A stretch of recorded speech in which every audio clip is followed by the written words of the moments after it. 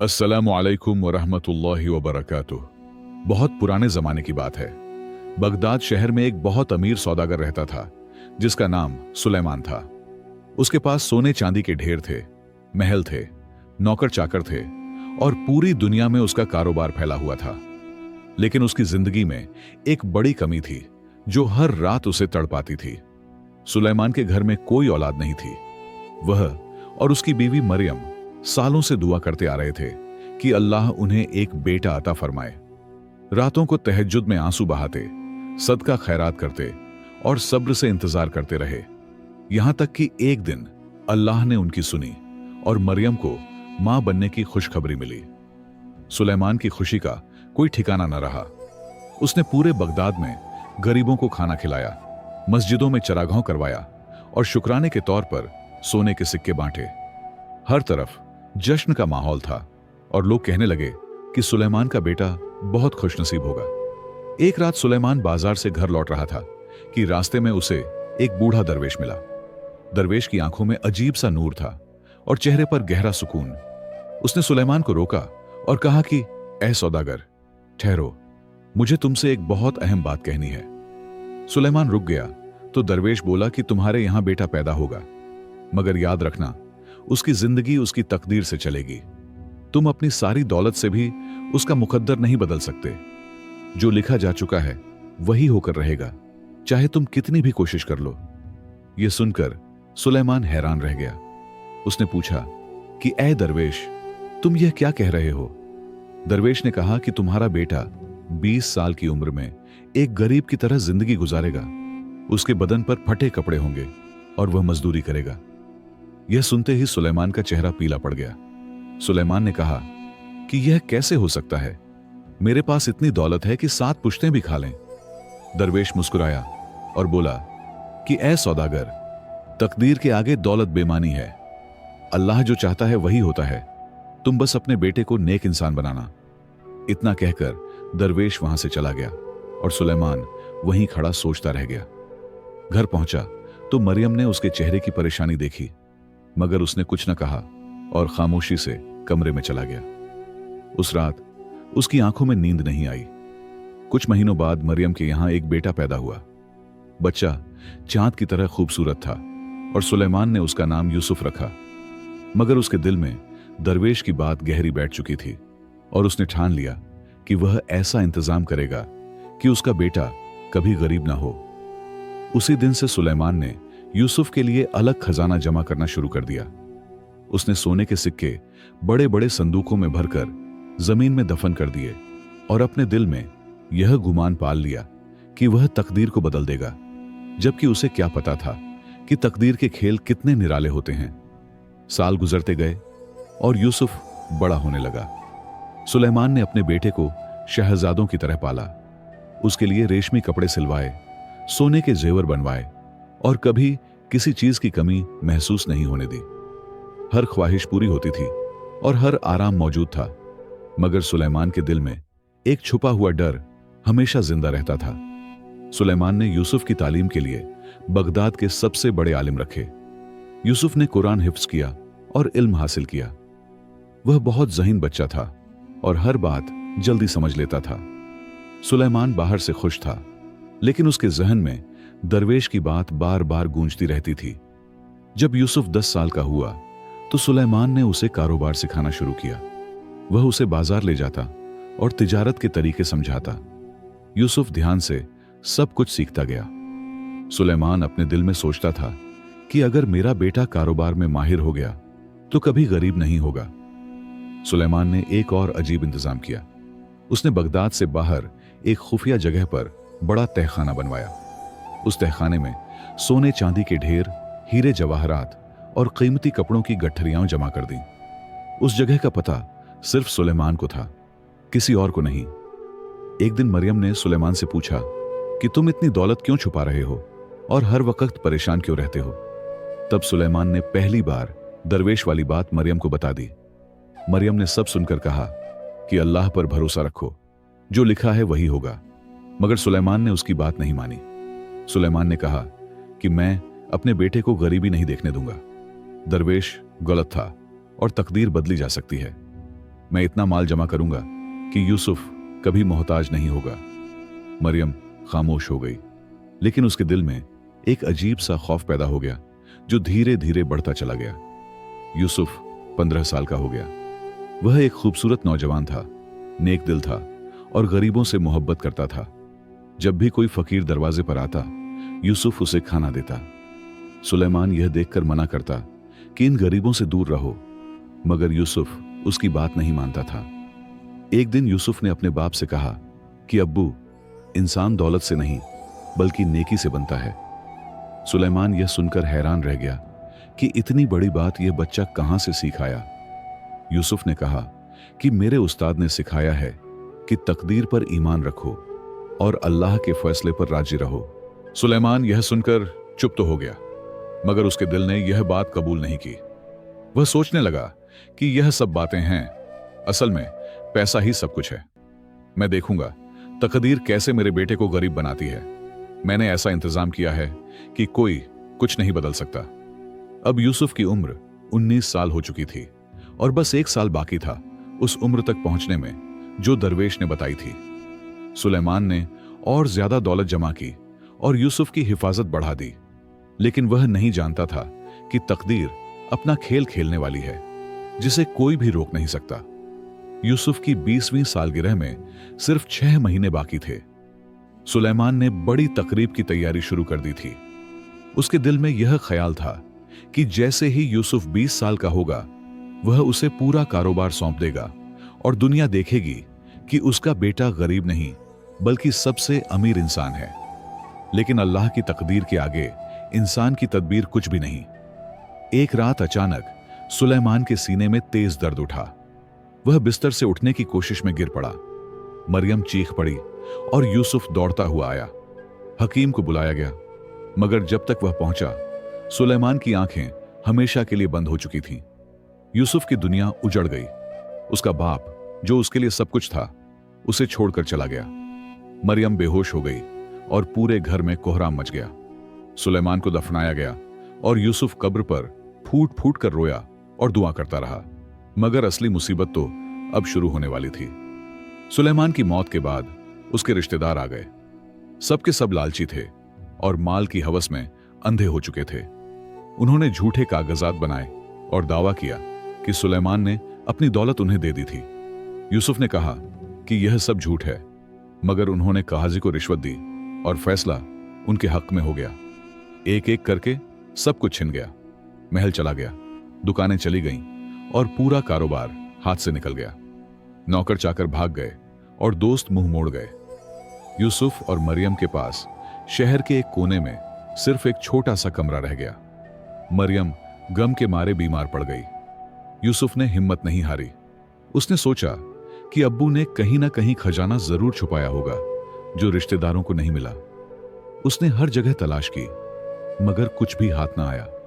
उसे नहीं पता था कि खुफिया तहखाने का राज सुलेमान अपने साथ ही ले गया था। अब यूसुफ के पास कुछ भी नहीं बचा था। जो लड़का शहजादों की तरह पला था, आज उसके पास खाने को रोटी तक नहीं थी। मरियम के इलाज के लिए भी पैसे नहीं थे। मजबूर होकर यूसुफ ने फैसला किया कि वह मजदूरी करेगा और उसने फटे कपड़े पहन लिए। यूसुफ बाजार पहुंचा और एक दुकानदार से कहा कि मुझे कोई काम दे दो, मैं हर तरह का काम कर लूंगा। दुकानदार ने उसे गौर से देखा और कहा कि तू तो सुलेमान सौदागर का बेटा है। यूसुफ बोला, हाँ, मगर अब मेरे पास कुछ नहीं, मुझे काम चाहिए। दुकानदार ने उसे बोरियां उठाने का काम दे दिया। जो यूसुफ कभी रेशमी कपड़े पहनता था, आज फटे कपड़ों में भारी बोरियां उठा रहा था। उसके हाथों में छाले पड़ गए और कमर दर्द से टूटने लगी, मगर उसने एक शिकवा तक नहीं किया। शाम को जो थोड़ी बहुत कमाई हुई, वह घर लाया और मां के लिए खाना और दवा खरीदी। उस रात यूसुफ देर तक सोचता रहा और समझ गया कि तकदीर सच में नहीं बदली जा सकती। उसकी 20वीं सालगिरह करीब थी और दरवेश की पेशगोई पूरी हो रही थी। यूसुफ ने अल्लाह का शुक्र अदा किया और दिल से कहा कि जो तू चाहे, मैं तेरे हर फैसले पर राजी हूं। दिन गुजरते गए और यूसुफ मजदूरी करता रहा। वह सुबह सवेरे उठता, बाजार जाता, बोरियां उठाता और सामान ढोता। शाम को थका हारा घर लौटता और मां की खिदमत करता। एक दिन बाजार में यूसुफ के पुराने दोस्त मिल गए जो अमीर घरानों से ताल्लुक रखते थे। उन्होंने यूसुफ को फटे कपड़ों में देखा और जोर जोर से हंसने लगे। एक ने ताना मारा कि देखो, सौदागर का बेटा आज मजदूर बन गया। यूसुफ ने सिर झुका लिया और बिना कुछ कहे आगे बढ़ गया। घर आकर यूसुफ बहुत रोया, लेकिन मां के सामने नहीं। उसने तहज्जुद में अल्लाह से कहा कि ऐ अल्लाह, तू मेरा इम्तिहान ले रहा है और मैं राजी हूं। मुझे सब्र अता कर और मेरी मां को शिफा दे। मैं नहीं जानता तेरा क्या फैसला है, मगर तू जो करेगा वही बेहतर होगा। कुछ हफ्तों बाद एक अजीब वाकया पेश आया। यूसुफ बाजार में बोरियां उठा रहा था कि एक बूढ़ा आदमी वहां आया। उसने यूसुफ को गौर से देखा और पूछा कि क्या तू सुलेमान सौदागर का बेटा है? यूसुफ ने कहा, जी हां। तो बूढ़े की आंखों से आंसू बहने लगे। उस बूढ़े ने बताया कि मेरा नाम इब्राहिम है और मैं तुम्हारे बाप का पुराना नौकर था। जब सुलेमान का इंतकाल हुआ तो रिश्तेदारों ने मुझे भी घर से निकाल दिया। मैं दूसरे शहर चला गया था, आज लौटा हूं और तुम्हें इस हाल में देखकर मेरा दिल टूट गया। यूसुफ ने इब्राहिम को सारी कहानी सुना दी कि उसके साथ क्या क्या हुआ। इब्राहिम यह सब सुनकर हैरान रह गया और बोला कि बेटा, तुम्हारे बाप ने तो कहीं खजाना छुपाया था, क्या तुम्हें उसका पता नहीं? यूसुफ ने कहा कि अब्बू ने कभी कुछ नहीं बताया और यह राज अपने साथ ही ले गए। इब्राहिम कुछ देर सोचता रहा, फिर बोला कि मुझे एक जगह का इल्म है जहां तुम्हारे बाप अक्सर अकेले जाया करते थे। शहर से बाहर पहाड़ी के पीछे एक खुफिया सा मुकाम है, शायद वहां कुछ हो। यूसुफ के दिल में हल्की सी उम्मीद जगी, मगर उसने खुद को अल्लाह पर छोड़ दिया। अगले दिन यूसुफ और इब्राहिम शहर से बाहर निकल गए। पहाड़ी के पीछे उन्होंने बहुत तलाश की, मगर कहीं कुछ नहीं मिला। घंटों की मेहनत बेकार चली गई। यूसुफ ने कहा कि चलो वापस चलते हैं, शायद यहां कुछ नहीं है। इब्राहिम मायूस था, लेकिन यूसुफ के दिल में सुकून था। वापसी के रास्ते यूसुफ ने कहा, इब्राहिम चचा, अब मुझे दौलत की जरूरत नहीं। अल्लाह ने जो दिया है उसी में गुजारा कर लूंगा। मेरे बाप ने पूरी जिंदगी तकदीर बदलने की कोशिश की, मगर नहीं बदली। अब मैं समझ गया हूं कि अल्लाह के फैसले पर राजी रहना ही असली कामयाबी है। उस रात यूसुफ की 20वीं सालगिरह थी। वह फटे कपड़ों में एक मजदूर की तरह बैठा था और दरवेश की पेशगोई पूरी हो चुकी थी। यूसुफ ने सिजदा किया और कहा, ऐ अल्लाह, मैं तेरे हर फैसले पर राजी हूं। लेकिन उसे यह इल्म नहीं था कि तकदीर का खेल अभी पूरी तरह खत्म नहीं हुआ था। यूसुफ की 20वीं सालगिरह गुजर चुकी थी। वह हर रोज मजदूरी करता और शाम को घर लौट आता। उसके दिल में कोई शिकवा नहीं था। वह अल्लाह का शुक्र अदा करता कि कम से कम मां की दवा का इंतजाम हो जाता है। एक दिन यूसुफ बाजार में सामान उठा रहा था कि अचानक एक ताहर का काफिला आ पहुंचा। काफिले का सरदार एक बूढ़ा ताहर था जिसका नाम हसन था। वह दूर देश से माल लेकर आया था। अचानक उसका घोड़ा बदक गया और सामान जमीन पर गिर पड़ा। यूसुफ फौरन दौड़ा और मदद करने लगा। यूसुफ ने सारा सामान उठाया और सलीके से जमा कर दिया। हसन ने उसे ध्यान से देखा और हैरान हो गया। उसने कहा, बेटा तू कौन है? तेरे हाथ मजदूर के हैं, मगर तेरी आंखों में इल्म की चमक है। यूसुफ ने सिर झुकाकर कहा, मैं एक गरीब मजदूर हूं, बस यही मेरी पहचान है। हसन ने जब जोर दिया तो यूसुफ ने अपनी पूरी कहानी सुना दी। हसन खामोश हो गया और उसकी आंखें भर आईं। उसने कहा, बेटा तू तो सुलेमान का बेटा है। तेरा बाप मेरा पुराना दोस्त था। हमने साथ कारोबार किया था, फिर मैं दूसरे मुल्क चला गया था। हसन बोला, मुझे मालूम नहीं था कि सुलेमान का इंतकाल हो गया और तू इस हाल में है। यूसुफ ने कहा, चचा, यह सब तकदीर का खेल है। मेरे अब्बू ने पूरी जिंदगी तकदीर बदलने की कोशिश की, मगर अल्लाह का फैसला कोई नहीं बदल सकता। मैं अपनी किस्मत पर राजी हूं। हसन यूसुफ की बातें सुनकर बहुत मुतस्सिर हुआ। उसने कहा, बेटा तेरे अंदर सब्र और ईमान है जो लाखों में भी नहीं मिलता। मेरा कोई बेटा नहीं और मैं बूढ़ा हो चुका हूं। क्या तू मेरे साथ काम करेगा? मैं तुझे तिजारत सिखाऊंगा और अपना बेटा मानूंगा। यूसुफ ने कहा, चचा, मैं मजदूरी में खुश हूं, मुझे किसी एहसान की जरूरत नहीं। हसन मुस्कुराया और बोला, यह एहसान नहीं है बेटा, तेरे बाप का मुझ पर कर्ज है। जब मैं गरीब था तो सुलेमान ने मेरी मदद की थी, आज मैं उसके बेटे की मदद करूंगा। यूसुफ ने इस्तिखारा किया और अल्लाह से रहनुमाई मांगी। उसके दिल में सुकून उतर आया और उसने हसन की पेशकश कबूल कर ली, लेकिन उसने एक शर्त रखी कि पहले उसकी मां का इलाज कराया जाए। हसन ने कहा, बिल्कुल, सबसे पहले तेरी मां का इलाज होगा। हसन यूसुफ को अपने साथ ले गया और मरियम के लिए बेहतरीन हकीम बुलवाया। दवाइयां शुरू हुईं और मरियम की तबीयत धीरे धीरे बेहतर होने लगी। यूसुफ हर पल अल्लाह का शुक्र अदा करता रहा और सोचता रहा कि तकदीर के फैसले कितने अजीब होते हैं। यूसुफ ने हसन के साथ काम शुरू कर दिया। वह दिन रात मेहनत करता और तिजारत के गुर सीखता गया। हसन हैरान था कि यह लड़का कितना ज़हीन और मेहनती है, मगर यूसुफ नहीं जानता था कि तकदीर ने उसके लिए अभी और भी बहुत कुछ लिख रखा है, जो जल्द ही सामने आने वाला था।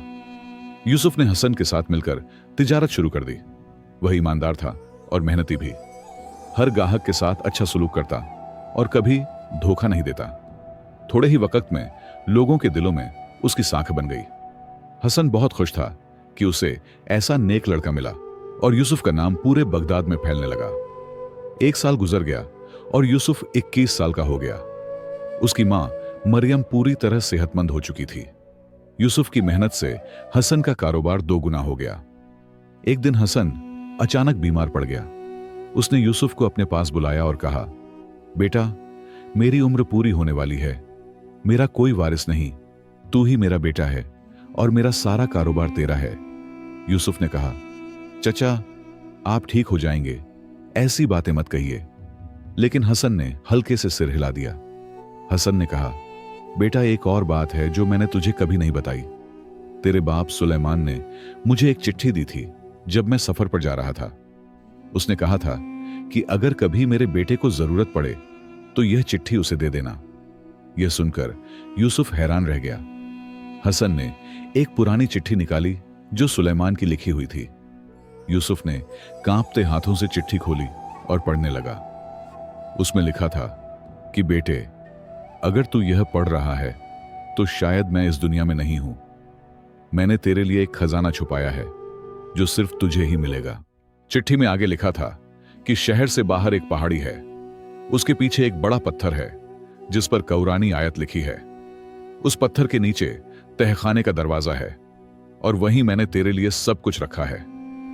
यह पढ़ते ही यूसुफ की आंखों से आंसू बहने लगे और उसे अपने अब्बू की याद आ गई। अगले दिन यूसुफ इब्राहिम चचा को साथ लेकर उसी पहाड़ी की तरफ गया। इस बार उसने गौर से देखा और वह पत्थर ढूंढ लिया जिस पर आयत लिखी थी। पत्थर हटाया तो नीचे सीढ़ियां नजर आईं। नीचे उतरा तो एक बड़ा तहखाना था जहां सोने चांदी के ढेर और बेहिसाब हीरे जवाहरात रखे थे। यूसुफ ने वह खजाना देखा, लेकिन उसकी आंखों में लालच की चमक नहीं थी। उसने कहा, इब्राहिम चचा, यह दौलत मुझे उस वक्त नहीं मिली जब मुझे इसकी जरूरत थी। अल्लाह ने पहले मुझे गरीबी दिखाई, फिर अमीरी दी। यही तकदीर है जिसे मेरे अब्बू नहीं समझ पाए, मगर अब मैं समझ गया हूं। यूसुफ खजाने में से माल लेकर बगदाद लौट आया, लेकिन उसने उसे अपने लिए जमा नहीं किया। उसने वह दौलत गरीबों में बांट दी, मस्जिदें बनवाईं, यतीम खाने और मुसाफिर खाने कायम किए। लोग हैरान थे कि यह कैसा अमीर है जो सब कुछ लुटा रहा है। हसन यह सब देखकर मुस्कुराया और बोला, बेटा, तू सच्चा मोमिन है। तूने वह बात समझ ली जो तेरा बाप नहीं समझ सका। यूसुफ ने कहा, चचा, अब भी मेरे दिल में एक सवाल है। मैं जानना चाहता हूं कि वह दरवेश आखिर कौन था। यूसुफ अब बगदाद का मशहूर तैजर बन चुका था। लोग उसे सुलेमान का नेक बेटा कहते थे और उसकी इज्जत करते थे। लेकिन यूसुफ के दिल में एक सवाल अब भी जिंदा था कि वह दरवेश आखिर कौन था जिसने उसके अब्बू को वह पेशगोई सुनाई थी। क्या वह सच था या सिर्फ एक इत्तेफाक? यह राज जानना यूसुफ के लिए जरूरी हो गया था। एक रात यूसुफ तहज्जुद पढ़कर दुआ में बैठा था। उसने अल्लाह से कहा कि ऐ अल्लाह, मुझे समझा दे कि यह सब क्या था और मेरे अब्बू ने कौन सी गलती की जिसकी वजह से वह सारी जिंदगी परेशान रहे। उसी वक्त दरवाजे पर दस्तक हुई। यूसुफ उठा और दरवाजा खोला तो उसकी सांस थम गई। दरवाजे पर वही बूढ़ा दरवेश खड़ा था जिसका चेहरा नूर से चमक रहा था। वही दरवेश जिसने सालों पहले सुलेमान को पेशगोई सुनाई थी।